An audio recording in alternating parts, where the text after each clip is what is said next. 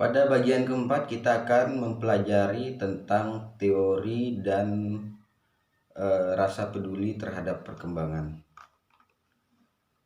Pertama, behaviorisme. Dalam kajian ini, ahli yang diajukan yang mewakili kaum behavioris adalah Burgess Frederick Skinner, para ahli perilaku atau behavioris, yakni bahwa sesuatu yang dapat diuji hanya yang dapat diamati dan diukur. Dengan kata lain, behavioris menekankan studi ilmiah tentang tanggapan perilaku yang dapat diamati dan determinan lingkungannya.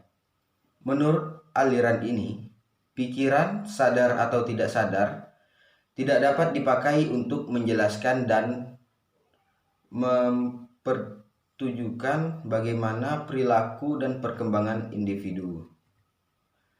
Yang kedua, teori belajar sosial. Tokoh dari teori ini adalah Albert Bandura. Teori ini dapat menekankan bahwa perilaku lingkungan dan faktor kognisi sebagai faktor kunci dalam perkembangan sebuah individu.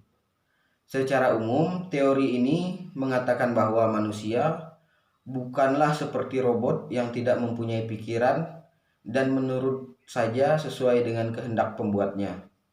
Namun manusia mempunyai otak yang dapat berpikir, menalar, menilai, ataupun membandingkan sesuatu sehingga dapat memilih arah bagi dirinya. Peran terhadap perkembangan. Behaviorisme menekankan peran dari pengaruh lingkungan dalam memberikan contoh perilaku. Perilaku menjadi jumlah total dari respon yang dipelajari atau yang terkondisi pada stimulus.